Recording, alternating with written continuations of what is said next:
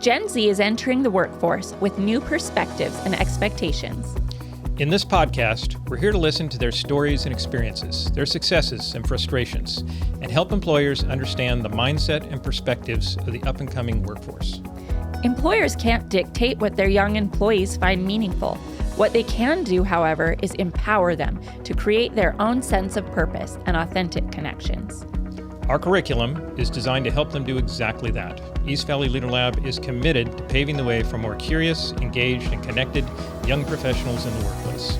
Hi, I'm Amanda Stradling, and this is Timm. We are the East Valley Leader Lab, and this is our podcast, Mind and Body at Work.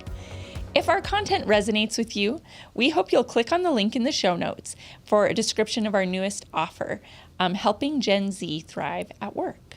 And as always, please like, share, and subscribe to our podcast on our YouTube channel or wherever you listen to podcasts. Today, we would like to introduce an acronym that we use in our courses that will form the content for 5 separate short podcast episodes. Also from Bob Dunham at the Institute for Generative Learning. So this acronym is SELPH, S-E-L-P-H.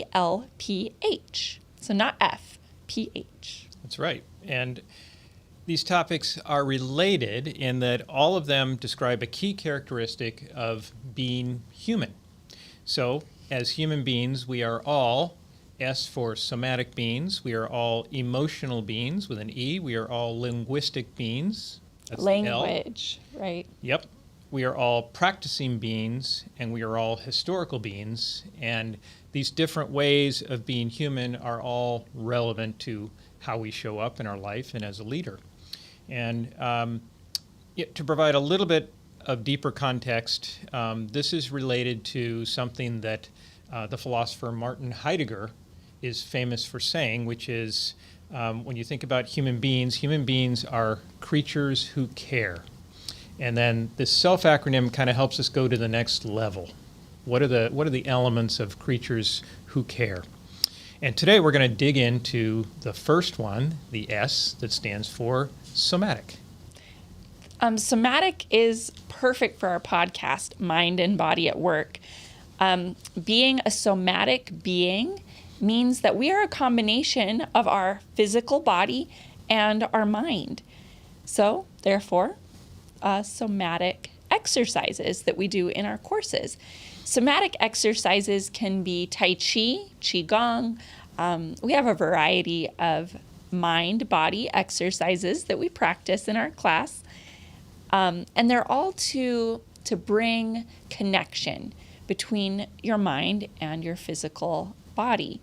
So for example, we have the 5 organ set. This is a Qigong or Tai Chi set that is just 5 simple moves that you focus on specific organs or specific areas internally within your body. We're bringing awareness into our body. This gives not only feedback from our body to our mind, like, hey, I'm feeling a little tight in this place, but it also lets our mind communicate to that place in our body, like, open up, relax this area, expand. So the communication kind of goes both ways in this mind-body exercise. Exactly. And, you could almost make the argument that any exercise, even an exercise where you're practicing a conversation, is a somatic exercise because your body needs to be engaged in that for you to be fully there. Yes, if you're doing it with that intent, right? Yes. Yep. Our body's always on board, but we're not always aware of it, right? Right. It's the awareness, and you mentioned intent. Are you tapping into the intent that resides in your body, or are you just coming from concepts and things from your mind? And so when we think about the mind and the body together, this goes back to our actual biology and physiology, right? In our courses, we reference an author, Amanda Blake, who is a researcher who studies specifically the physiology of embodied practices and embodied leadership. And one of the things we've learned from her is that all human beings have big nerve centers, obviously in our head, our brain. Oh, definitely. But we have very large nerve centers in our gut, and in our heart as well. So the brain and the body are communicating about things all the time. A lot of the time we're not aware of it mentally, but the brain and the body are communicating. And, part of what we do is helping people take advantage of that and get in touch with that. It's so important to be in touch with our bodies because the feedback that we're getting from our body, it happens a little bit quicker than the thinking that happens in our frontal lobe, but it's influencing us. It's influencing our actions, and it's influencing the way that we interact with other people. If there's a situation that's making us very tense and nervous, maybe our gut is giving our brain kind of fight or flight signals, and we're going to react in that conversation at work maybe more tensely than we need to. So we need to be aware of these signals that our body is giving us, because sometimes they can be very useful, give us important information, like something about this situation is out of alignment for me. Sometimes the signals can be distracting us and causing problems with what we're trying to accomplish. But it's important that we're aware of them so that we can kind of get it back into alignment and stay centered in the moment, Yep. right? And you mentioned the fight and flight instinct and response. Somatic exercises, some of the ones we do, actually draw on that, right? So Absolutely. you can learn about the way your body tends to respond in stressful situations, and then you can learn to create a space and breathe and choose the way you want to respond in those stressful situations. So sometimes somatic exercises are coming from a somatic subject like Tai Chi, and then we adapt it to our lessons, and sometimes the somatic exercises are the lessons. Definitely. Another connection I want to make is to one of our earlier short shows, which was about the anatomy of action. So remember, we learned in the anatomy of action that our deepest cares, concerns, and commitments reside in our body.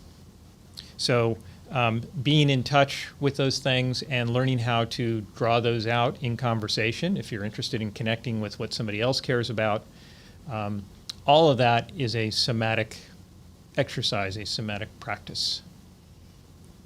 So valuable.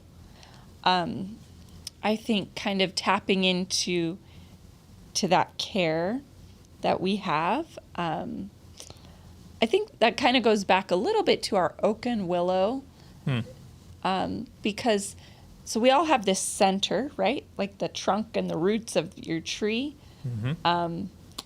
And sometimes our actions aren't always in line with what that care really is. But when we practice somatic exercises like the oak and willow, different things, we can bring awareness back to what we really care about and notice that those cares and commitments do reside in our body. We can make sure our actions are aligned with that. So oak and willow can be... Which is so important. Yep. Can do a good job of bringing awareness to that. And really, anytime you're practicing anything, even, tasks that seem like they're completely mental tasks, if you leave out your body, you're leaving out some of the capacity that you have, that you can bring to that situation, that can help you. That can help you be fully present and, again, make a choice about what you want to do in that situation, rather than just kind of going with what what you've done historically, which is one of our other elements of a human being, right? Oh, the yes. Historical being, but we'll get to that later. Yep. We'll get to the SELPH, historical beings, in quite a few more episodes. Anything you want to add about somatic beings? Just that we are never not in our bodies. All of our experiences at work, in our life, all of our goals are achieved through and with and in alignment with our body. And so we do ourselves a great a great disservice when we try to ignore our body or repress our body. And we can really empower ourselves in work and in life by getting in better touch with our body. Or if we're simply, unaware of that, a big part of what brought me to embodied leadership was the realization that I was what Bob Dunham calls a head on a stick, right? I was not paying any attention to my body. I didn't view it as a resource, and since that has changed for me, a lot of things have opened up, and I think that's been a big benefit. Great. So that wraps it up for what we wanted to say about somatic today. In our next short episode, we'll move on to the E. We'll talk about how we are all emotional beings and why it's important to take that into consideration as you go through your day. We want to thank our listeners. We will see you next time. Be well and keep moving. This has been Mind and Body at Work with the East Valley Leader Lab. Please click on the link in the show notes for a description of our newest offer, Helping Gen Z Thrive at Work. This is our embodiment training to help new young workers integrate into your organization. As always, if this content resonates with you and your cares, please like, share, and/or subscribe to our YouTube channel or wherever it is you get your podcast. Be well and keep moving.